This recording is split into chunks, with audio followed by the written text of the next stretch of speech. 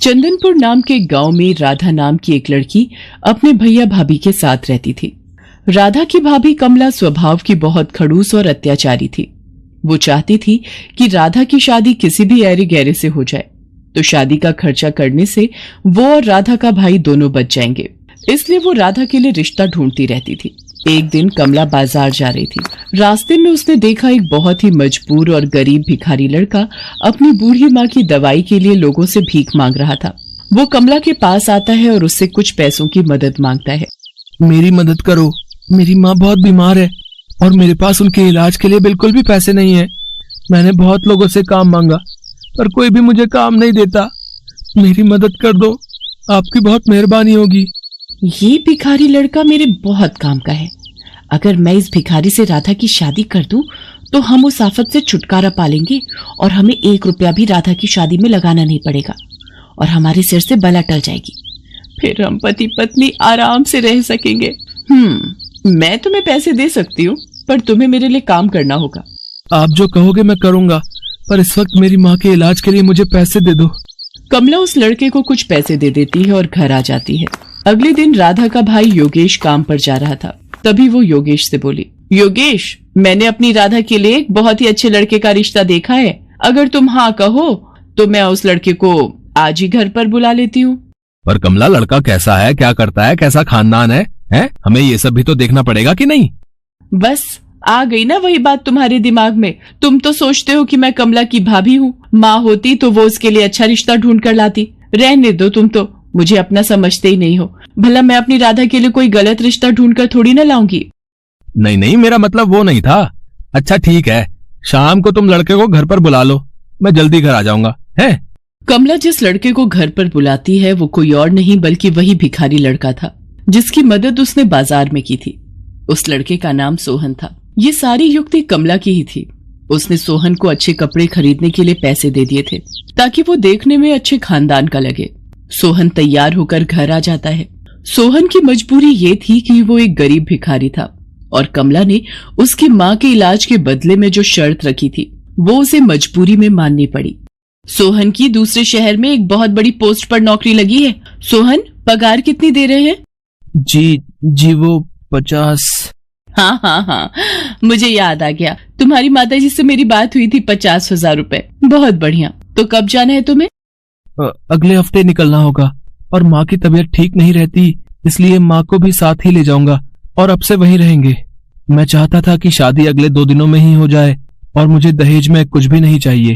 तुम्हारे उच्च विचार देखकर मैं बहुत खुश हूँ सोहन बेटा, पर इतनी जल्दी हम कुछ तो तैयारी करना ही चाहेंगे। राधा मेरी इकलौती बहन है। अरे आप भी कैसी बातें करते हो? हम भी बेटा दहेज लेने और देने के बिल्कुल खिलाफ हैं। शादी अगले 2 दिन बाद ही होगी। कमला ने सोहन को सब कुछ समझा बुझा दिया था। बेचारा सोहन, उसे झूठ बोलना पड़ रहा था। योगेश भी उनकी बातों में आ गया और राधा की शादी सोहन के साथ हो जाती है। थोड़े बहुत कपड़े और सामान लेकर राधा अपने मायके से विदा हो जाती है। पर शादी के बाद सोहन राधा से कुछ भी नहीं छुपाता। वो उसे शुरू से लेकर आखिर तक की सारी सच्चाई बता देता है। और ये है सारी सच्चाई राधा। तुम अगर वापस अपने भैया के पास जाना चाहती हो तो मैं तुम्हें नहीं रोकूंगा। कमला भाभी ने मेरी शादी भले आपके साथ किसी भी तरह की हो, पर आप मेरे पति हैं और माँ जी मेरी माँ है। आप दोनों जहाँ रहेंगे मैं वहीं रह लूंगी। मैं वापस जाकर अपने भैया को और कष्ट नहीं देना चाहती। राधा सोहन और उसकी माँ के साथ दूसरे गांव के लिए चल पड़ती है। राधा के पास जो थोड़े बहुत पैसे थे वो खर्च हो गए। सोहन और राधा मिलकर गांव के पास ही एक झोपड़ी तैयार कर लेते हैं और राधा अपनी सास और सोहन के साथ उस झोपड़ी में रहने लगती है। सोहन के पास कोई काम नहीं था, इसलिए वो राधा के साथ मिलकर जंगल से लकड़ियां काट कर लाता था और उसी को बेचकर वे गुजारा करते थे। एक दिन सोहन और राधा जंगल में लकड़ियां काटने गए हुए थे। अचानक बहुत तेज मूसलाधार बारिश हो गई। वो दोनों कुछ देर जंगल में ही रुक गए। तभी उन्हें किसी के कराहने की आवाज आती है। वो दोनों देखते हैं एक गहरे गड्ढे में एक बूढ़ा व्यक्ति गिरा हुआ है और बहुत ही कमजोर हालत में है। राधा और सोहन किसी तरह से उस बूढ़े व्यक्ति को गड्ढे में से बाहर निकालते हैं और अपनी झोपड़ी में ले जाते हैं और उस बूढ़े व्यक्ति की बहुत सेवा करते हैं। अगले दिन बूढ़े व्यक्ति को होश आता है। तुम दोनों ने मेरी जान बचाकर मेरे ऊपर बहुत बड़ा एहसान किया है। मैं पेशे से एक जादूगर हूँ। जंगल के रास्ते घर जा रहा था गड्ढा झाड़ियों से ढका हुआ था। शायद किसी ने जंगली जानवर को पकड़ने के लिए ही वो गड्ढा खोदा था। पता नहीं, शायद बारिश में नजर नहीं आया और मैं उस गड्ढे में गिर गया। तुम दोनों वहां नहीं आते तो मैं शायद बच भी नहीं पाता। बाबा, ये गरम गरम हल्दी वाला दूध पी लीजिए। अच्छा, तुम सब यहाँ रहते हो? सोहन उस बूढ़े जादूगर को अपनी सारी बात बताता है। अब तुम सबको परेशान होने की कोई जरूरत नहीं है। आज से ये झोपड़ी एक जादुई आलीशान झोपड़ी में बदल जाएगी और तुम जो कुछ भी मांगोगे वो पल भर में पूरा हो जाएगा। इतना कहकर वो बूढ़ा जादूगर वहां से चला गया और उनकी वो झोपड़ी आलीशान बन गई। अब राधा, सोहन और उसकी माँ आराम से उस आलीशान झोपड़ी में रहने लगे। उनके पास किसी भी चीज की कोई कमी नहीं थी। राधा, सचमुच तुम हमारे लिए लक्ष्मी रूप में आई हो। तुम्हारे आते ही हमारे सारे दुख दूर हो गए। माँ जी, मैं चाहती हूँ मैं कुछ दिनों के लिए भैया भाभी से मिलाऊं। हाँ हाँ, सोहन तुम्हें तुम्हारे मायके जरूर ले जाएगा। राधा बहुत सारे उपहार और मिठाइयां लेकर अपने भैया भाभी से मिलने जाती है। योगेश अपनी बहन राधा को देखकर बहुत खुश था, पर कमला की तबीयत बहुत दिनों से खराब थी। शायद उसने जो गलतियां की थी उनकी वो सजा भुगत रही थी। राधा, मैंने तुम्हारे भैया को सारी सच्चाई बता दी है। पता नहीं कैसी बीमारी लगी है कि ठीक होने में ही नहीं आ रही। मुझे माफ कर दो राधा। भाभी, ऐसा न कहो, आप बिल्कुल ठीक हो जाओगे। राधा वापस अपने घर जाती है। मेरी भाभी की बीमारी दूर हो जाए, ऐसी दवा मुझे मिल जाए। राधा वो दवाई अपनी भाभी को पिलाती है और उसकी भाभी बिल्कुल ठीक हो जाती है और राधा को गले लगा लेती है। उस दिन से राधा अपने परिवार के साथ खुशी खुशी जीवन बिताने लगती है।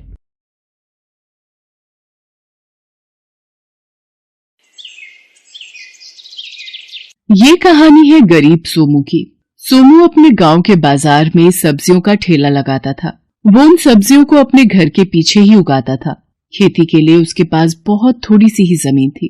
वो जितनी भी सब्जियां उगाता उन्हें अपने ठेले पर रखकर बाजार में बेच दिया करता था। सोमू पर अपनी पत्नी राधा और 2 बच्चों की जिम्मेदारी थी। सारा दिन मेहनत करने के बाद भी सोमू इतना नहीं कमा पाता था कि उसके पूरे परिवार का पेट भर सके। फिर एक दिन, हे भगवान, बस यही बाकी रह गया था। सोनू, पिंकी, कितनी बार समझाया है तुम दोनों को कि ठेले के ऊपर चढ़कर मत खेला करो। देखो क्या कर दिया तुम दोनों ने। इधर आओ जरा, आज मैं तुम दोनों को नहीं छोड़ूंगा। दोनों बच्चों ने ठेले के ऊपर कूद कूद कर उसे तोड़ दिया था। ये देखकर सोमू को बहुत गुस्सा आ रहा था। वो हाथ में छड़ी लेकर अपने बच्चों की तरफ बढ़ता है, लेकिन तभी उसकी पत्नी राधा उसे रोक लेती है और उससे कहती है, अरे ये क्या कर रहे हैं आप? बच्चे हैं। देख क्या किया है तेरे लाडलों ने। अब तू ही बता, कैसे लेकर जाऊंगा बाजार में सब्जियां। सोनू, पिंकी, चलो माफी मांगो बाबा से। सच में इस बार तो तुम लोगों ने बहुत बड़ी गलती की है। माफ कर दो बाबा, जानबूझकर नहीं किया। हाँ बाबा, गलती हो गई, माफ कर दो। आगे से कभी ठेले पर नहीं चढ़ेंगे। अब क्या नहीं चढ़ोगे? ठेला बचा ही कहाँ है? सालों पुराना ठेला था मेरा, किसी तरह काम चला रहा था। अब तो इसकी मरम्मत भी नहीं हो सकती और नया ठेला लेने के लिए मेरे पास पैसे नहीं है। सोमू उदास होकर वहां से चला जाता है और घर के पीछे जाकर सब्जियां तोड़ने लगता है। तभी राधा उसके लिए खाना लेकर वहां आती है और सोमू से कहती है, सुनिए जी, धीरज रखिए। ऊपर वाला जब मुसीबत देता है तो उसका हल भी जरूर देता है। कुछ न कुछ कर ही लेंगे। चलो अब ये चिंता छोड़ो और खाना खा लो। यहीं रख दो, खा लूंगा। राधा खाना छोड़कर घर के अंदर चली जाती है। सोमू सारी सब्जियां तोड़कर जमीन पर रख लेता है और फिर हाथ धोकर जैसे ही खाने की तरफ बढ़ता है तो वहां एक बूढ़ी अम्मा आ जाती है और सोमू से कहती है, बेटा, बुढ़िया को कुछ खिला दे बेटा, भगवान तेरा भला करेगा। भगवान क्या भला करेगा अम्मा, उसने तो सारी मुसीबतें मेरे ही नसीब में लिख दी हैं। खैर, तुम्हें भूखा नहीं जाने दूंगा, ये लो, खा लो। सोमू बूढ़ी अम्मा को अपना खाना दे देता है। बूढ़ी अम्मा खुशी खुशी वो खाना खा लेती है और फिर सोमू से कहती है, बेटा, तू और तेरी घरवाली बहुत अच्छे हैं। मैं जब भी तेरे दरवाजे पर आई हूँ कभी भूखी वापस नहीं लौटी। तू देखना बेटा, भगवान तेरी जरूर सुनेंगे। हाँ अम्मा, मेरी तो सुन नहीं रहे, काश तुम्हारी ही सुन ले भगवान। वैसे बात क्या है बेटा, तुझे इतना परेशान तो कभी नहीं देखा इससे पहले। सोमू अपनी सारी परेशानी बूढ़ी अम्मा को बताता है। सोमू की बात सुनकर बूढ़ी अम्मा मुस्कुराती हैं और वहां से चली जाती हैं। फिर कुछ ही देर बाद वो बूढ़ी अम्मा वापस आती हैं। उनके हाथों में एक बड़ी सी टोकरी थी। वो उस टोकरी को सोमू को देते हुए उससे कहती हैं, ले बेटा, ये रख ले, जा इसमें रख कर बेच अपनी सब्जियां। पर अम्मा, ये तुम कहाँ से लाई? पुरानी टोकरी है, सालों से है मेरे पास। अब मेरे तो हाथ पैरों में जान नहीं कि इसका कुछ इस्तेमाल कर सकूं। बस इतना याद रहे बेटा, इस टोकरी पर टोक लग जाएगी अगर तेरे मन में लालच आया तो। बहुत बहुत शुक्रिया अम्मा, तुम नहीं जानती तुमने कितनी बड़ी मदद की है मेरी। बूढ़ी अम्मा सोमू के सिर पर हाथ रखकर उसे आशीर्वाद देती हैं और फिर वहां से चली जाती हैं। सोमू अपनी सारी सब्जियों को उस टोकरी में रख लेता है और फिर उस टोकरी को अपने सिर पर रखकर उसे बाजार ले जाता है। उस दिन सोमू की सारी सब्जियां बहुत ही तेजी से बिक रही थीं। उसे हर तरफ से ग्राहकों ने घेर रखा था। लेकिन अजीब बात यह थी कि सारा दिन ढेर सारी सब्जियां बेचने के बाद भी शाम को सोमू की टोकरी सब्जियों से भरी ही थी। ये देखकर सोमू को अपनी आंखों पर विश्वास नहीं हुआ। ये कैसे? मैं तो कब से सब्जी बेच रहा हूँ, फिर ये सब्जियां खत्म क्यों नहीं हो रही? कहीं ये कोई सपना तो नहीं है? सोमू फौरन अपनी जेब में हाथ डालता है। उसकी जेब पैसों से भरी थी जो उसने सारा दिन सब्जी बेचकर कमाए थे। हे भगवान, ये क्या जादू है? सोमू ने टोकरी उठाई और अपने घर की तरफ चल दिया। रास्ते में उसे कई लोगों ने रोका और उससे सब्जी खरीदी, लेकिन फिर भी सोमू ने घर पहुंचकर देखा कि उसकी टोकरी अब भी सब्जियों से भरी हुई थी। सोमू असमंजस में था और सब्जी की टोकरी को घूरे जा रहा था। तभी उसकी पत्नी राधा वहां आ गई और सब्जी से भरी टोकरी को देखकर बोली, अरे ये क्या, आज एक भी सब्जी नहीं बिकी? ये टोकरी तो वैसी की वैसी ही है जैसी सुबह लेकर गए थे। नहीं राधा, बल्कि आज तो पूरे दिन ग्राहक आते रहे, लेकिन कमाल की बात है कि ये टोकरी अभी भी भरी हुई है। मैं यही तो देख रहा हूँ इतनी देर से। हैं? ये कैसे हो सकता है जी? आपकी तबीयत तो ठीक है ना? हाँ राधा, मैं सच कह रहा हूँ। यकीन नहीं होता तो ये देखो, ये सारे पैसे सब्जी बेचकर ही कमाए हैं मैंने। सोमू अपनी जेब से पैसे निकालकर राधा को दिखाता है। तब जाकर राधा को सोमू की बात पर भरोसा होता है। वो सोमू से कहती है, देखा जी, मैं ना कहती थी भगवान हमारी मदद जरूर करेंगे, तभी तो उन बूढ़ी अम्मा को हमारी मदद के लिए भेज दिया उन्होंने। मुझे तो पूरा विश्वास है ये टोकरी जादुई है, जादुई। हाँ राधा, मुझे भी यही लगता है, लेकिन फिर भी चल एक बार मिलकर खाली करते हैं इसे। सोमू और राधा मिलकर उस टोकरी में से सब्जियां बाहर निकालने लगते हैं, लेकिन उन्होंने महसूस किया कि वो जैसे ही एक सब्जी बाहर निकालते थे, उसकी जगह फिर से वही सब्जी वहां से खुद ब खुद आ जाती थी। वो टोकरी में से सब्जी निकालते रहे और सब्जियां अपने आप बढ़ती रहीं। ऐसे ही कई घंटे बीत गए और सोमू के घर में हर तरफ सब्जियों का ढेर लग गया। वाह राधा, अपनी तो किस्मत खुल गई। ये टोकरी तो सचमुच जादुई है राधा। हाँ, ठेला क्या चीज है, अब तो हम जो चाहे वो खरीद सकते हैं जी। सोमू के पास अब बेचने के लिए बहुत सारी सब्जियां थी। वो गांव के बड़े दुकानदारों को घर बुलाकर अपनी सब्जियां उन्हें बेच देता है। वो लोग खुद ही सोमू के घर से सारी सब्जियां उठवाकर ले जाते हैं। इस तरह सोमू की सारी मुसीबतें एक ही पल में उस जादुई टोकरी ने हल कर दी थी। सोमू और राधा हर रोज मिलकर टोकरी से खूब सारी सब्जियां निकालते और फिर उन्हें बेच दिया करते। इस तरह कुछ ही दिनों में सोमू काफी अमीर हो गया। उसने खुद सब्जियां उगाना छोड़ दिया और अब एक बड़े से घर में अपने पूरे परिवार के साथ रहने लगा। फिर एक दिन, राधा, मैं एक बात सोच रहा था। हाँ बोलिए ना।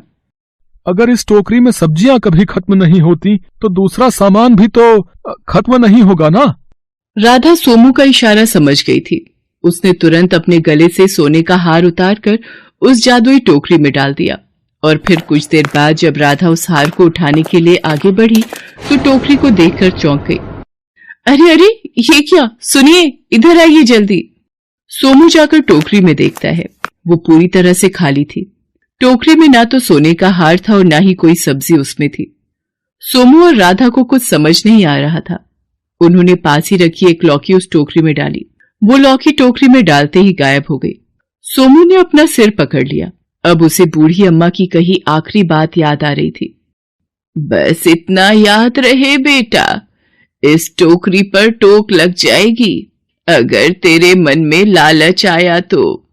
सोमू समझ गया था कि उसे उसके लालच की सजा मिली है। वो टोकरी अब भी जादुई थी, लेकिन उसका जादू सोमू को अमीर नहीं बल्कि वापस गरीब बनाने के लिए था। हेलो दोस्तों, कैसे हैं आप सब? हमारी कहानियां देखने के लिए हमारे चैनल को सब्सक्राइब कीजिए और हाँ, बेल आइकॉन पर क्लिक करना मत भूलिएगा।